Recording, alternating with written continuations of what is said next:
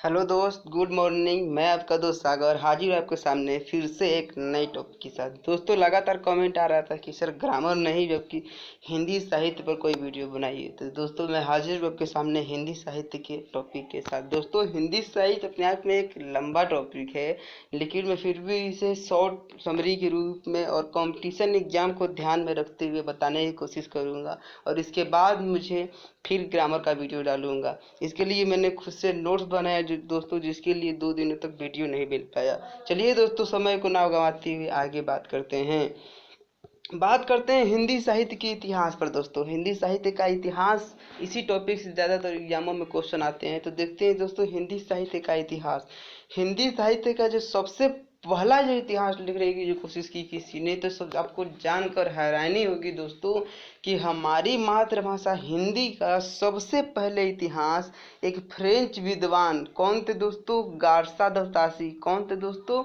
गारसा the तासी ने सबसे पहले हिंदी साहित्य का इतिहास लिखा था। आगे चल के डॉक्टर नागेंद्र प्रसाद, हरदेव बाहरी, हजारी प्रसाद द्विवेदी, मिश्र बंधु, भारतेंदु हरिश्चंद्र, ऐसे ऐसे बहुत से विद्वानों ने हिंदी साहित्य को लिखने का प्रयास किया है। लेकिन जो सबसे सर्वमान्य किसी को मिला है तो वो किसको मिला है दोस्तों? आचार्य रामचंद्र शुक्ल। आचार्य रामचंद्र शुक्ल ने 1929 ईस्वी में एक पुस्तक ही लिखा जिसका नाम है हिंदी साहित्य का इतिहास। क्या है दोस्तों उसका नाम? हिंदी साहित्य का इतिहास। ये बहुत ही सर्वनाम पुस्तक है, और हिंदी साहित्य के सबसे सर्वनाम माने कोई ग्रंथ है या पुस्तक है तो यही है कि दोस्तों आचार्य रामचंद्र शुक्ल का। दोस्तों, चलिए बात करते हैं आचार्य रामचंद्र शुक्ल ने किया क्या है दोस्तों। हिंदी साहित्य को 4 काल में बांटा है। आचार्य रामचंद्र शुक्ल ने दोस्तों क्या किया है, पूरे हिंदी साहित्य का जो इतिहास है उसको 4 काल खंडों में बांटा है या 4 कालों में बांटा है। कौन कौन दोस्तों?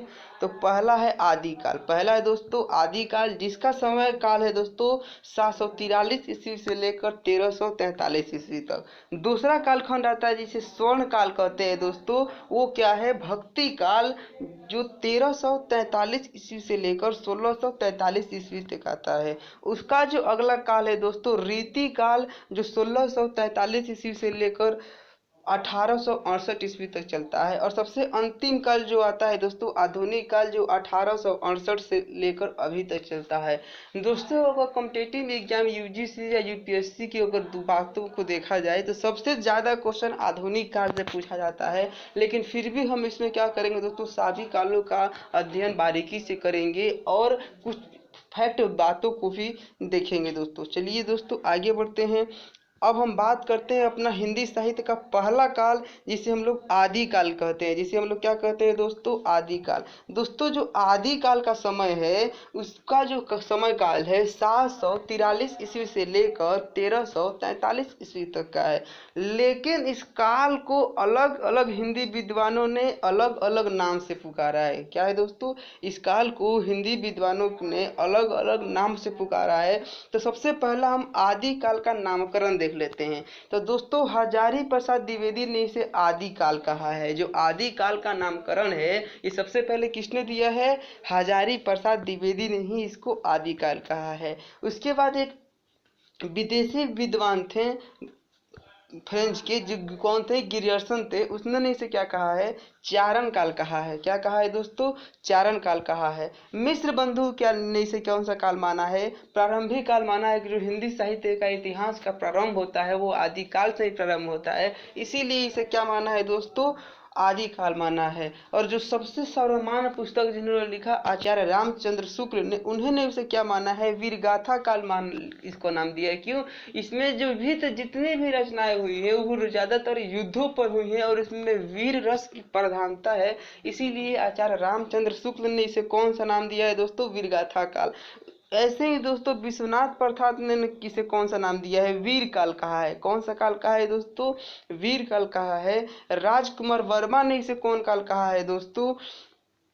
संधि काल कहा है। और बीज वपन काल किसने कहा है दोस्तों, तो वो महावीर प्रसाद द्विवेदी ने, महावीर प्रसाद द्विवेदी ने इसे क्या कहा है दोस्तों, बीज वपन काल कहा है। तो इस तरह आदि काल को कौन कौन विद्वानों ने कौन कौन सा नामकरण किया है, इस तरह हम लोग देखते हैं दोस्तों। अब बात करते हैं आदि काल की प्रमुख विशेषताएं की। तो आदि काल की प्रमुख विशेषताएं ऐसे निम्नलिखित है दोस्तों। पहला कि आदि काल में जितने भी ग्रंथों का निर्माण हुए हैं वह रासो ग्रंथों का निर्माण है। उसके लास्ट में आपको क्या सुनने को मिलेगा दोस्तों, रासो, जैसे खुमाल रासो, पाल रासो, सब आगे हम देखते हैं दोस्तों। तो इसमें रासो ग्रंथों का निर्माण हुआ है। और दूसरा विशेषता क्या है दोस्तों, इसमें युद्धों का सजीव वर्णन किया गया है। जितने भी आप रासो ग्रंथों को पढ़ेंगे तो इसमें केवल युद्धों का वर्णन किया गया है दोस्तों इसमें, और उसका ऐसा वर्णन मिलेगा जैसे आपके सामने ही युद्ध हो रहा है। और तीसरा विशेषता है कि दोस्तों इसमें जितने भी कवि होते थे हुए हैं वो किसी राजा के दरबार में आश्रय लिए रहते हैं, इसीलिए इस काल में जितनी भी रचनाएं हुई हैं उसमें आश्रय दाताओं की भूरी भूरी भांति भांति प्रशंसाएं की गई है। और अब चौथा विशेषता जो हम पहले ही बता चुके हैं दोस्तों, इसमें वीर रस की प्रधानता है। रस वाले वीडियो में वीर रस क्या होता है मैं बताऊंगा। तो इसमें वीर रस की प्रधानता होती है। और पांचवी विशेषता है जो दोस्तों क्या है, जन्म भाषा का प्रयोग इसमें बहुत ज़्यादा हुआ है। तो इस तरह आदिकाल के हमने 5 विशेषताओं को देखा। अगला दोस्तों बात करते हैं प्रमुख कवि एवं रचनाएं। जो आदिकाल के प्रमुख कवि हुए हैं और उनकी प्रमुख कौन कौन रचनाएं हैं उनको देखते हैं। तो प्रमुख कवि एवं रचनाएं में देखते हैं। पहला जो दोस्तों है, हमने पहले ही बोला था कि आदि काल का जो प्रमुख विशेषता है, पहला विशेषता था दोस्तों रासो ग्रंथों का निर्माण। तो इसमें जितने भी ग्रंथ मिलेंगे दोस्तों वो रासो ग्रंथ मिलेंगे। तो पहला हमारा जो कौन सा ग्रंथ है दोस्तों आदि काल का, ध्यान रखिए बहुत बार क्वेश्चन रिपीट किया गया है कि खुमान रासो किस काल की रचना है। तो खुमान जितनी भी अगर रासो लास्ट में लग जाता है दोस्तों तो किस काल की रचना हो जाती है, वह आदि काल की रचना हो जाती है। तो खुमान रासो जो लिखा है दोस्तों वो चित्तौड़ के नरेश ने लिखा है। किसने लिखा है, चित्तौड़ के नरेश ने लिखा है। और वो खुमान रासो किस पर लिखा गया है, दलपति विजय पर लिखा गया है। किस पर लिखा गया है दोस्तों, दलपति विजय पर लिखा गया है। अगला जो दूसरा महत्वपूर्ण ग्रंथ है दोस्तों परमाल रासो, जिसको जगनीक आल्हा ने लिखा है। किसने लिखा है, जगनीक आल्हा ने लिखा है।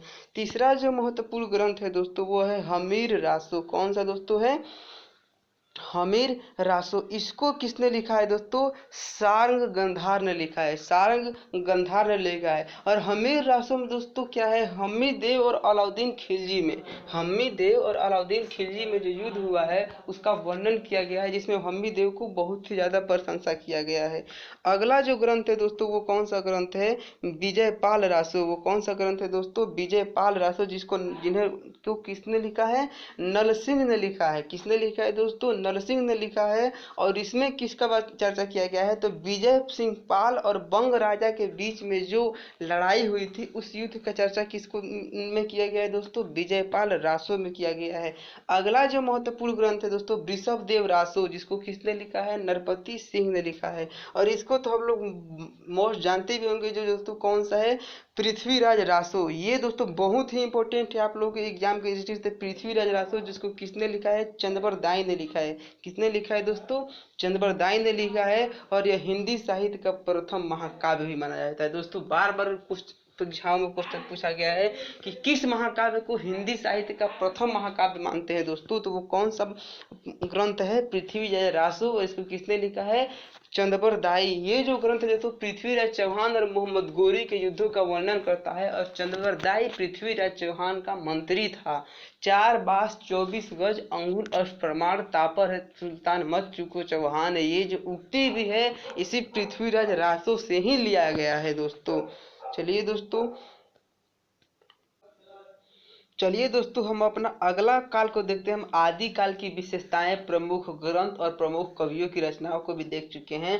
अब हिंदी साहित्य काल का जो दूसरा काल आता है दोस्तों उसे हम क्या कहते हैं, वक्ति काल कहते हैं। कौन सा काल कहते हैं दोस्तों, वक्ति काल कहते हैं। और इसका जो 2 अन्य नाम है पूर्व मध्यकाल, मध्यकाल के जो थोड़ा पहले का समय है दोस्तों वो कौन सा होता है, भक्ति काल कहा जाता है।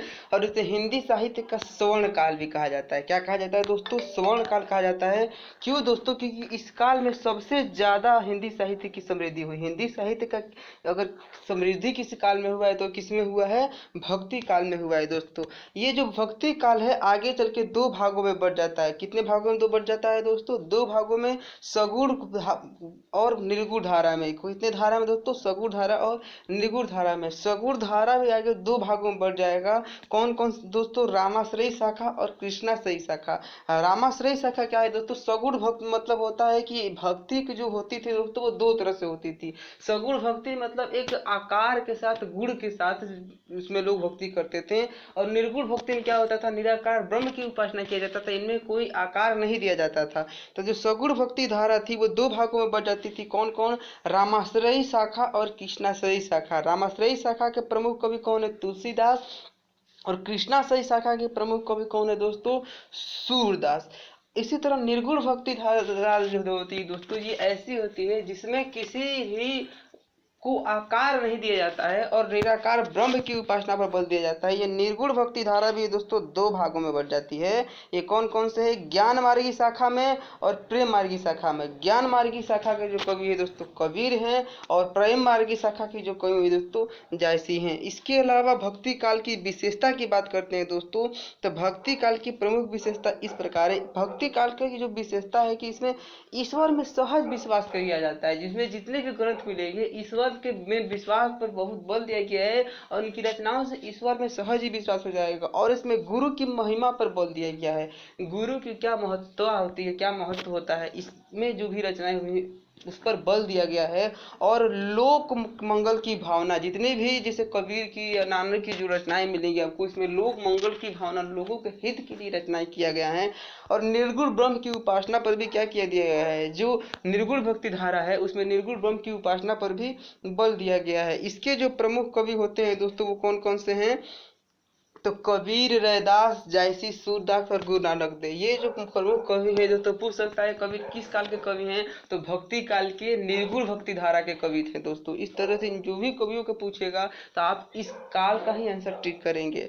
अगला जो प्रमुख काल है दोस्तों वो हम लोग का कौन सा काल है, रीति काल है दोस्तों। वो कौन सा काल है दोस्तों, रीति काल है। कौन सा काल है दोस्तों, रीति काल। रीति काल का अन्य नाम क्या है दोस्तों, रीति काल का अन्य नाम उत्तर मध्य काल। मध्य काल के जो थोड़ा सा बाद वाला भाग होता है दोस्तों क्या कहते हैं, उत्तर मध्य काल कहते हैं। और इसे श्रृंगार काल भी कहा जाता है, क्योंकि इसमें श्रृंगार रस की बहुत ही ज्यादा प्रधानता है, इसीलिए इसे क्या कहा जाता है दोस्तों, श्रृंगार काल भी कहा जाता है। रीति काल आगे चल के तीन हिस्सों में बढ़ जाता है। पहला रीतिबद्ध, रीति सिद्ध और रीति मुक्त।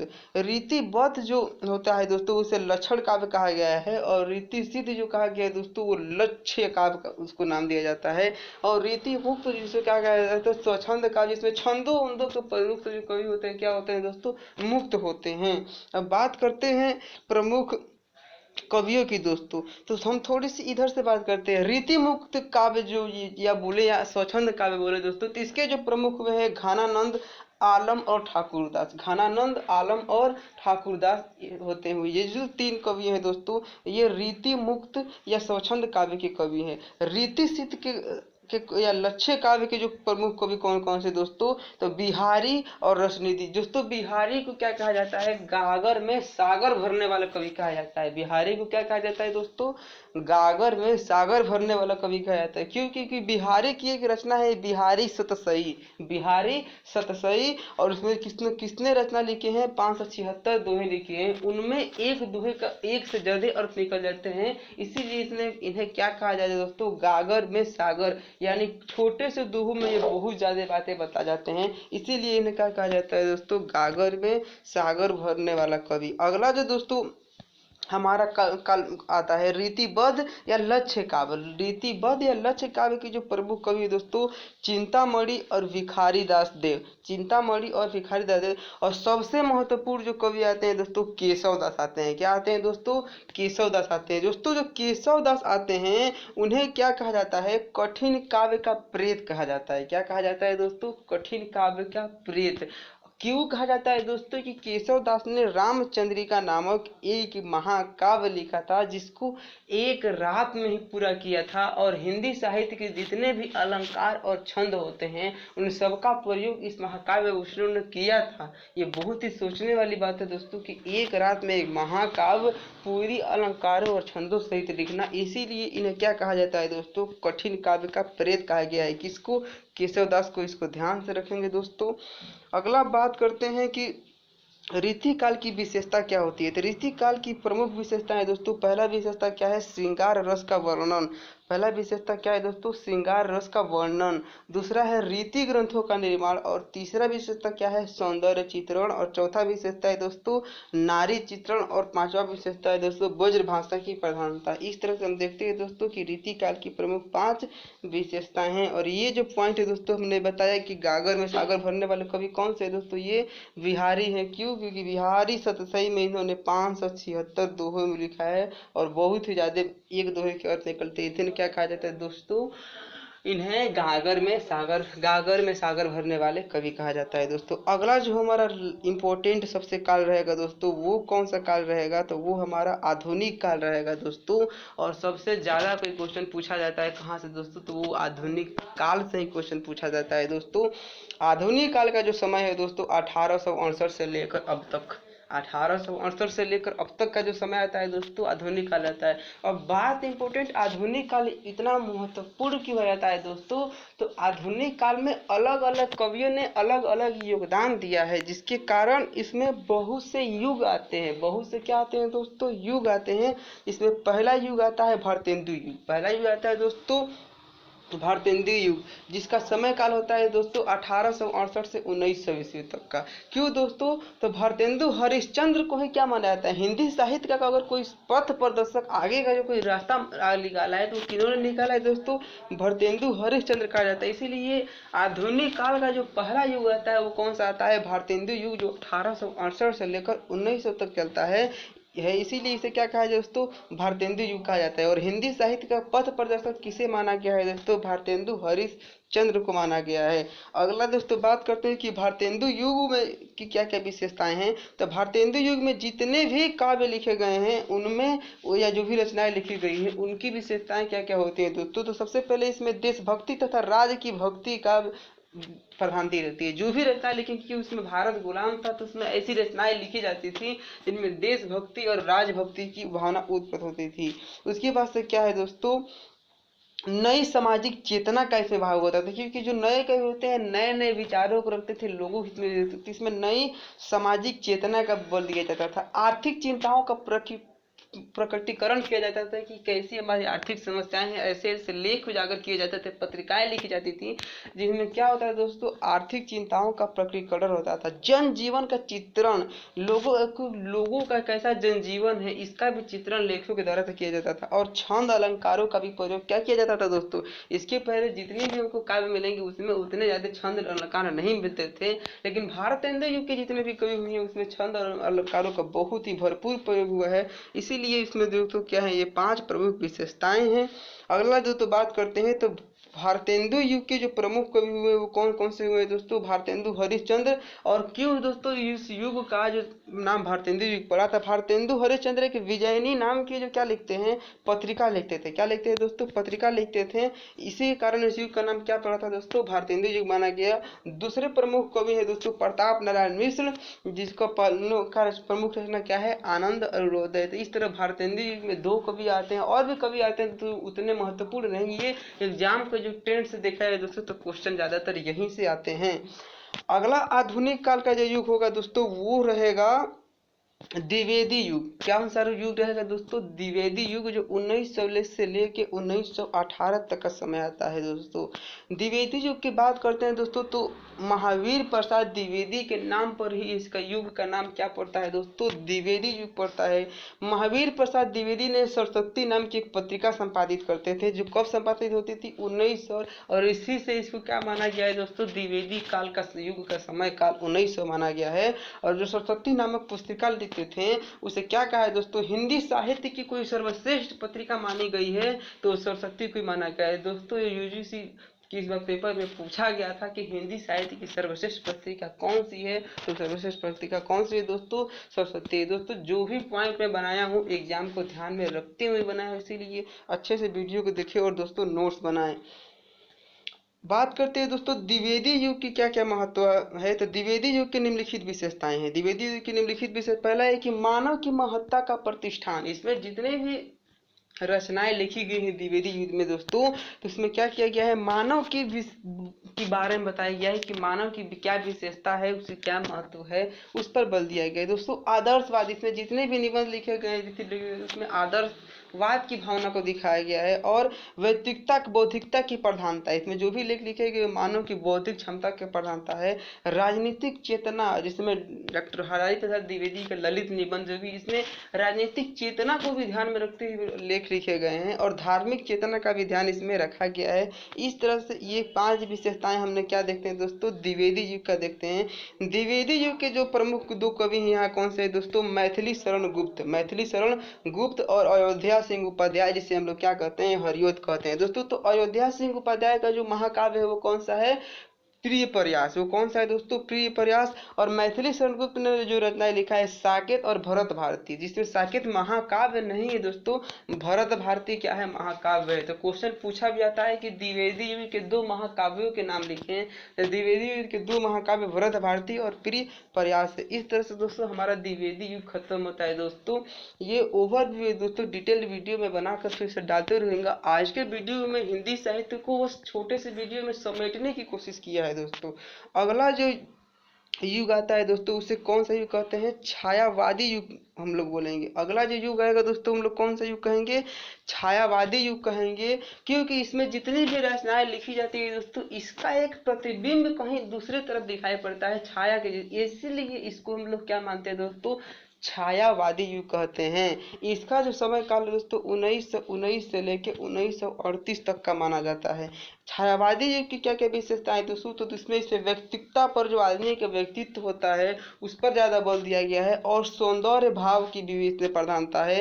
प्रकृति का मानवीकरण, प्रकृति का मानवीकरण पर मैंने हाईलाइट इसलिए किया है दोस्तों कि छायावादी युग की जो सबसे बड़ी विशेषता है जो क्या है दोस्तों, प्रकृति का मानवीकरण, प्रकृति को मानवों से जोड़ने का प्रयास इस काल में हुआ है। और इसमें रहस्यवादी भावनाओं को, जिसमें जो भी कवि हुए हैं उनकी जो रचनाएं में बहुत से रहस्य छिपा रहता है। और वेदना तथा निराशा का भी इसमें क्या किया गया है, भली भांति प्रयोग किया गया है। इसलिए ये 5 विशेषता हम देखते हैं वो दोस्तों क्या है, वो छायावादी युग का विशेषता है। अगला जो बात करते हैं दोस्तों, छायावादी के कौन कौन से कवि हैं दोस्तों, तो छायावादी कवियों का नाम याद करने का एक ट्रिक मैं बताता हूँ दोस्तों। छायावाद के 4 स्तंभ, छायावाद के 4 स्तंभ, देवी वर्मा निराला पंत। तो इस तरह से दोस्तों क्वेश्चन हम देख सकते हैं, इसमें कि पूछ देता है कि 4 कवि का नाम देता है, इसमें का कौन छायावाद के कवि है दोस्तों। तो छायावाद के मुख्य 4 ही कवि हैं, वर्मा, देवी, निराला, पंत। देखते हैं दोस्तों छायावाद के जो कवि होते हैं, जयशंकर प्रसाद। पहले जो कवि है दोस्तों जयशंकर प्रसाद, ये दोस्तों क्या है, कामायनी। ये कौन सा दोस्तों, कामायनी। इनकी जो प्रमुख रचना क्या है, कामायनी। अगला जो कवि है दोस्तों, जो लेखक हैं वो सुमित्रानंद अंतवर। इन्होंने प्रमुख कौन सी प्रमुख रचनाएं लिखी दोस्तों, तो युगांत, स्वर्णधूल और चिदम्बरा। युगांत, स्वर्णधूल और चिदम्बरा इसमें रचना है। अगला जो रचना है दोस्तों सूर्यकांत त्रिपाठी निराला। इसकी जो प्रमुख रचना है दोस्तों सबसे कौन सी है, वो अनामिका है। वो कौन सी है दोस्तों, अनामिका है। और महादेवी वर्मा की बात करते हैं दोस्तों, तो महादेवी वर्मा की जो प्रमुख रचना है सांध गीत और यामा। मैंने यामा को यहाँ हाईलाइट इसलिए किया है दोस्तों कि यामा के कारण ही महादेवी वर्मा को क्या मिला है, ज्ञानपीठ पुरस्कार मिला है दोस्तों। क्या मिला है, ज्ञानपीठ पुरस्कार मिला है। अगला दोस्तों इस तरह से हमारा छायावादी युग बात करते हैं। अगला युग है दोस्तों हमारा, वो कौन सा युग है, प्रगतिवादी युग। कौन सा युग है दोस्तों, प्रगतिवादी युग। प्रगतिवादी युग इस युग को क्यों कहा जाता है दोस्तों, कि हिंदी साहित्य का जो प्रगति हुआ है वो इस काल में सबसे ज्यादा हुआ है। इस कारण से इसको क्या किया जाता है दोस्तों, प्रगतिवादी युग कहा जाता है। इसकी क्या क्या विशेषता है दोस्तों, इसमें भौतिकवाद पर बहुत बल दिया गया है, भौतिकवादी चीजों को इसमें ज्यादा दिखाया गया है। और यथार्थवाद, दुनिया की और भी चीजों की क्या असलियत है, इस काल की रचनाओं से हमें यह पता लगता है। क्रांति की भावना दोस्तों, उसमें जो अंग्रेजों की जब गुलामी में जंतर किया जाता था, ऐसे ऐसे रचनाएं लिखे जाते थे थे, जैसे भारत माता ग्राम वतन सुमिंदर पंत की रचना है राम है। और भी ऐसे ऐसे बहुत रचनाएं लिखी गई हैं जिसमें क्या किया गया है दोस्तों, क्रांति की भावना को दर्शाया गया है। और दोस्तों इसमें बात है व्यंग की प्रधानता और शोषित वर्ग की पीड़ा का चित्रण, कैसे शोषित वर्ग को दबाया जा रहा है, और व्यंग की प्रधानता, इतनी सारी जो है इसमें एक प्रमुख विशेषता है। मैंने क्रांति की भावना पर हाईलाइट इसलिए किया है दोस्तों कि प्रगतिवादी युग की सबसे बड़ी विशेषता क्या है, क्रांति की भावना को ही माना जाता है। अब बात करते हैं प्रमुख कवि प्रगतिवादी युग के कौन कौन से हैं दोस्तों। तो प्रमुख कवि है हमारे जो राष्ट्र कवि रामधारी सिंह दिनकर, राष्ट्र कवि रामधारी सिंह दिनकर, जिनकी प्रमुख रचना क्या है, कुरुक्षेत्र। और उन्होंने भी क्रांति पर बहुत कविता लिखी हुई कि जन सिंहासन खाली करो जनता आती है। नागार्जुन ने कौन सा, और दूसरे जो इम्पोर्टेंट कवि है छाया प्रगतिवादी युग की, वो कौन से है दोस्तों, तो नागार्जुन। इनका जो प्रमुख रचना है मेघ बजे फूल कदम, मेघ बजे फूले कदम। और तीसरे जो प्रमुख कवि है दोस्तों वो कौन से कवि है, भवानी प्रसाद मिश्र। इन्होंने दोस्तों जो रचना की है गीत फरोश और खुशबू के शिलालेख, ये क्या है दोस्तों, प्रगतिवादी के प्रमुख कवि हैं और इनकी रचनाएं। अब इसके बाद से हमारा जो लास्ट युग रहेगा दोस्तों वो कौन सा रहेगा, प्रयोगवादी युग। कौन सा रहेगा दोस्तों, प्रयोगवादी युग। इसका जो समय काल है दोस्तों वो कौन सा है, तो 1943 से लेकर 1943 अब तक का जो समय है वो प्रयोगवादी का समय है। इसका जो प्रमुख विशेषताएं क्या है दोस्तों, तो व्यक्तित्ववाद पर इसमें भी बल दिया गया है, आदमी का व्यक्तित्व कैसे निखारा जाए, क्या व्यक्तित्व में रहना चाहिए, इन सारी काल की रचनाओं से हमें यह पता लगता है। और इसमें जो सबसे बड़ी विशेषता जो लघुता के प्रति सजगता, इसके पहले जितनी भी रचनाएं लिखी जाती थी दोस्तों वो काफ़ी लंबी चौड़ी या बहुत लंबी लंबी रचनाएं लिखी जाती थी, लेकिन इस काल में जितनी भी कवि हुए हैं उनकी रचनाएं में थोड़ी सी संक्षेपण की भावना आया और लघुता के प्रति सजगता, और यही इस काल की सबसे बड़ी विशेषता है दोस्तों। इसीलिए मैंने इसे हाईलाइट किया कि प्रयोगवादी का सबसे बड़ी कोई विशेषता है तो क्या है, लघुता के प्रति सजगता। और इसमें जो तीसरा इंपॉर्टेंट इसका विशेषता क्या है दोस्तों, यथार्थ चित्रण। क्या है दोस्तों, यथार्थ चित्रण, यानी जो क्या असलियत है इस यथार्थ की भावना को दिखाया गया है। और जो चौथा चीज है दोस्तों, प्रेम और विद्रोह की भावना की भी इसमें क्या किया है, इस काल के लेखों में प्रभावता दिया गया है। तो इस तरह से दोस्तों 5 विशेषताएं हैं। और प्रयोगवादी युग की सबसे बड़ी विशेषता क्या है दोस्तों, तो लघुता के प्रति सजगता। इसमें जो प्रमुख कवि हैं दोस्तों वो क्या किए गए हैं, तो सच्चिदानंद हीरानंद वात्स्यायन, जिसे अज्ञेय कहा जाता है, जिसे क्या कहा जाता है दोस्तों, अज्ञेय कहा जाता है, इस काल के सबसे प्रमुख कवि हैं। प्रयोगवादी युग के सबसे जो प्रमुख कवि है दोस्तों वो कौन से हैं, सच्चिदानंद हीरानंद वात्स्यायन, जिसे अज्ञेय कहा जाता है। इनकी रचना कौन कौन से दोस्तों, आंगन के पार द्वार, आंगन के पार द्वार, और कितनी नावें कितनी बार, ये दोस्तों क्या हैं, हमारे प्रयोगवादी युग की प्रमुख कवि हैं। और इसके बाद से जो दोस्तों नई कविताओं का प्रचलन हुआ, नई कविता मतलब दोस्तों, तो इसके पहले जितनी भी कविताएं लिखी जाती थी वो चरणबद्ध तरीके से, जैसे छंद में बताऊंगा तो यति गति वर्ण पद ये सब जोड़कर, यानी जो कसौटियाँ होती हैं उनसे लिखी जाती थी। लेकिन अब जो कविताएं लिखी होती है वो छंदमुक्त कविताएं होती हैं। अब तो कविताओं को देखने से आपको कुछ कुछ को ऐसी कविताएं जैसे लगेगा कि नहीं ये कविताएं हैं। तो ये जो कविताएं हैं दोस्तों, तो नवी कविताएं में को लाने में सबसे ज़्यादा श्रेय किनका रहता है दोस्तों, तो डॉक्टर जगदीश गुप्त और डॉक्टर रामस्वरूप चतुर्वेदी। डॉक्टर रामस्वरूप चतुर्वेदी ने ही क्या किया है, नई कविताओं को लाने में सबसे ज़्यादा। इस तरह मैंने दोस्तों एक ही वीडियो में पूरी हिंदी साहित्य को समेट दिया। अगला जो हमारा कल का वीडियो रहेगा दोस्तों, हिंदी साहित्य में जो सबसे पहला, जैसे हिंदी साहित्य की सबसे पहली कविता, सबसे पहला लेख, सबसे पहली कहानी का लेखक, ये सारी बातें इंपॉर्टेंट जो मोस्ट कंपटीशन के एग्जामों में ध्यान रखे मैं वीडियो बना रहा हूँ दोस्तों। वीडियो को अच्छी लगे तो लाइक करें, शेयर करें, कमेंट करें। धन्यवाद दोस्तों।